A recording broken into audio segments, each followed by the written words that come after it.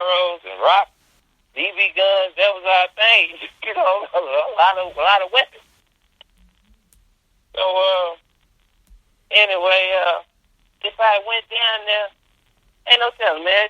He allowed to stab me up. That'd have been the end of it. You know what I'm talking about? Mm-hmm. In a bit of rage, but I wanted to do that, and he obviously wanted to do something to me because he was hungry. But anyway, when I forgave him, it was a weight off of my chest, man, because I physically had a response. Like, my body reacted just to seeing this guy. And when I forgave him, I released all that, man. And it was a load off. It was very, I won't say euphoric, but it was a good time. Okay. But there are things that you can't forgive somebody. If you kill my brother or any of my family members, ain't no way I'm going to forgive you. They say vengeance is mine, saith the Lord, right? Mm-hmm. I figure forgiveness is too. I can't forgive you. I'm the type of person, if I forgive you, I allow you to get close to me. And if you're doing stuff like that, it's dangerous for me to give you forgiveness because you're going to do something to me eventually. Some things can't be forgiven.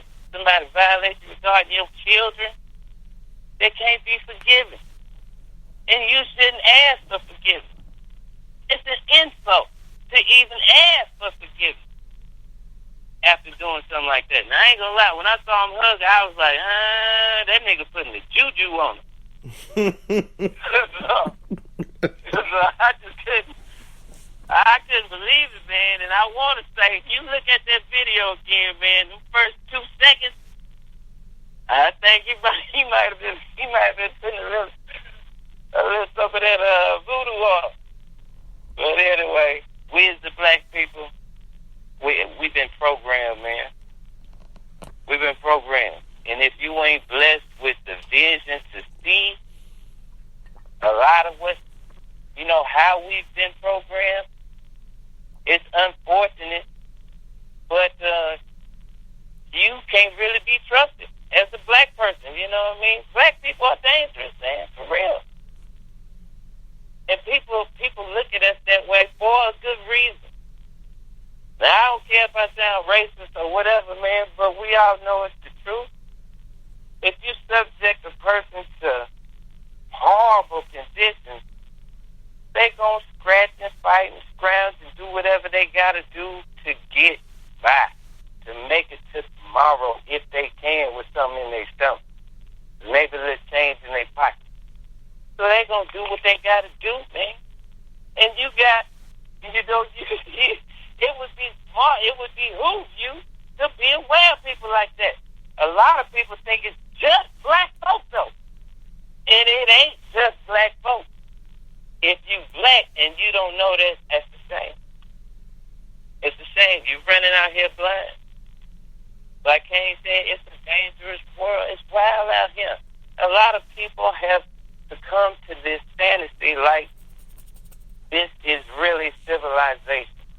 But the more cameras out here, the more people are seeing. It's some folks doing some crazy crap, man. Insane.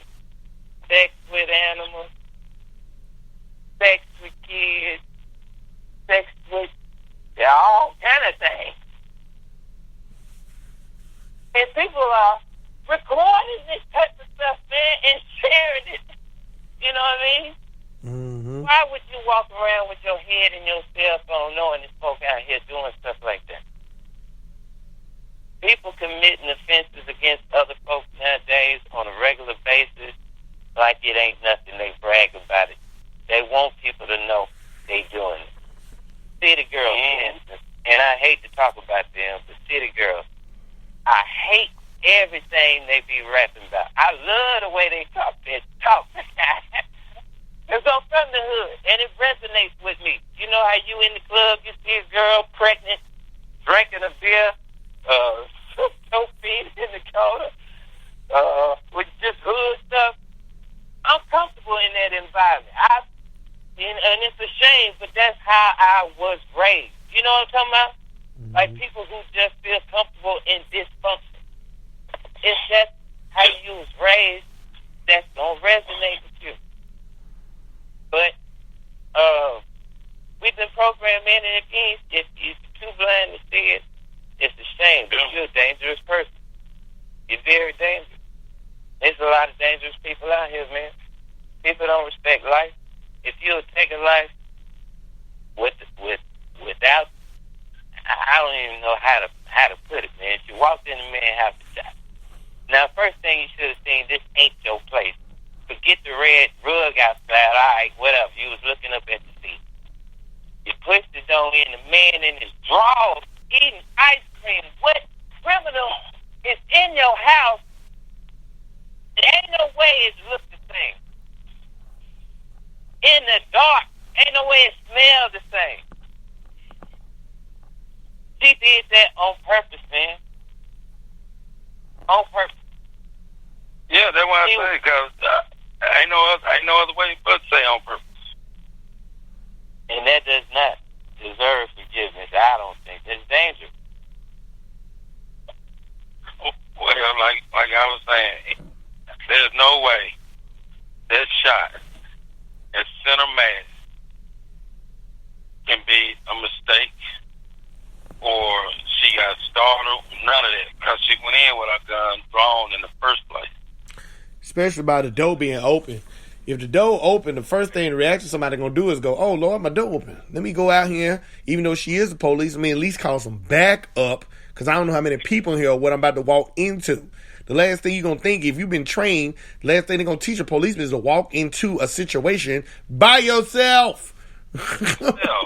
I'm like, that's not even part of training. Go for a ticket by yourself. That's not even part of training. That's why I'm like, man, whatever. That's just. That's why Ain't no telling what happened there, man. Ain't no telling what happened. Her and that boy could have been fooling around. And he done got a whole nother chick, and she know about it. You understand me? And just saw the opportunity to do something stupid because she was upset. Nobody gonna ever know the truth. Because you done killed a person that could have told the truth. I don't get it, bro. I'm just tripping on... When I say we are we as a people way too trusting, I see it a lot, dude. That's all I'm gonna say. I see it way too much. Way too much. And you trusting people that would spit on you or run over you in 2 seconds. They're not on your side, they don't have your best interests at heart, but that slave mentality and put in your brain that if it's white, it's right. You know what I'm saying? And to the Caucasian people out there that live their life right, I'm not really talking to you right now. I'm talking to the ones that's not, because there's a lot of them out there. You know what I'm saying? I watch them all the time. I said, like, if you want to see the racism in some people, you really just have to just watch their actions. Like, everybody is going to be cordial if they have to. Like at a job or in a situation where you have business together or something like that. Yeah. If you don't see them do it on a personal level, it's not them. Because in business and work, you have to do it. You have no choice. If you don't see them doing it on a personal level, having people buy their houses or, eating with folks away from the job or any type of social behavior like that, it's not them. It's not them at all. They're dealing with you on a certain standpoint because they have to. You know what I'm saying? They don't have no choice. So a lot of us, we are so busy trying to look for the good in every goddamn body that we don't really see the bad. You know what I mean? When it's clearly showing you what's bad. Like, I can give you example after example, man. Like, I'm going to tell you something right now. If you want to see something that's awkward, people out there, if you're working with somebody and you have a person that is white, that is your superior, mess around and get into a situation at your job where you will be considered their equal and see if they treat you any differently. That's a clear fire way for me to show that you can find out who the racist people and who are not the racist people. Because once they feel like, put it this way, the whole way that Trump won over a lot of people in America is the fear that these minority people can move next door to you. That they can be your equal. That they can be at the same job and sit at the same table you at. That's the fear. That is the fear of a racist. That's why I try to explain to people. I don't give a damn how you try to explain it, whether you're talking about crime or all that's bullshit. What you're afraid of is that you can open your front door and look across the street and see that person across the street from you. That's racist. I think they're more afraid of one of these brown dudes gonna put some meat in my baby. You know what I'm saying? I don't even think that's it. I'm telling you, it's people. They are afraid of you will get the same equal opportunity as them. Period. That's all it is. They're afraid that they will be able to open their front door and look out their front door and see you across the street. That's it. All the other stuff that they saying, all these other fears and whatever is bogus. And the reason I'm going to tell you that it's bogus, because there are white people doing the same thing. But they don't equate it to just crime. They equate it to a minority. That's the fear. The fear is, everybody be saying that the fear is they will be overrun or some kind of way, or they will be the minority. That ain't the fear. The fear is you will be in that neighborhood where they are. You will be their boss, or you will be their exact equal at their workplace. That's the fear. Look at all the subjects that they have a problem with. Affirmative action, which will put you at the same job they're at. Look at all the stuff they got a problem with is stuff that will move you ahead. That's the stuff they have a problem with. That's the fear. That's all it is that fear of you being equal to them. Because you got to think about it. For the last 1,000-something damn years, they feel like they are the superior race. They feel like they have been on top. Now you got to think about it. If you done been on top and your generation after generation them felt like they was on top, or they was smarter than everybody else, or better than everybody else kind of way, now all of a sudden you go, no, you're not. You're not. You're not the number one anymore. Fear. And that's what Trump fed them. He fed them a bunch of fear. So that's where a lot of it comes from. And every now and again, that's why this stuff keeps happening the way that it's happening. Because it's a psychological thing that you're being fed. By some kind of way. Now, this man is sitting in his house not doing anything wrong at all. Don't have a record, don't have anything. But you still only gave somebody 10 years for blindly walking to somebody's house and killing them. The only way that could happen is a mentality and a deep psychological state of people still thinking to themselves that gave him that time that some type of way that black guy was wrong and the white girl was right. Some type of way. Even in that situation, that's just clear cut to the chase. That some type of way she was mistaken and she was right and they feeling sorry for her some kind of way. Some kind of way, it's not her fault. Because if it's white, it's right. Now, if y'all listen to this show, I'm not even trying to lean toward making it sound like anything of racism or reverse racism or whatever the hell you want to call it. I'm calling it as I see it. In this situation right now, that is what it is. Point blank and simple. And the only way you can't agree with that is if you blind or you want to be blind. Or you just a secret racist, one of the two. I mean, one of the two. Because you got to think about it. People are afraid of something they fear is a threat. The only thing that you say you think something is a threat is because of fear. And the only way you think something is a threat that you've never met or seen is you believe what someone told you. Which is the dumbest thing I've ever heard of in my life.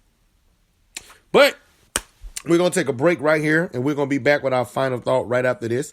So y'all keep listening in, and we'll be right back after these messages on It Is What It Is.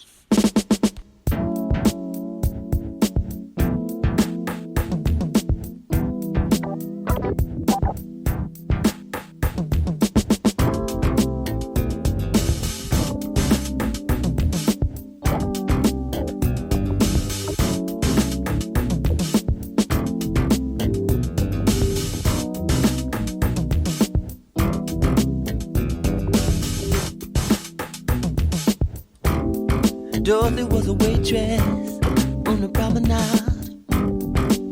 She worked a night shift.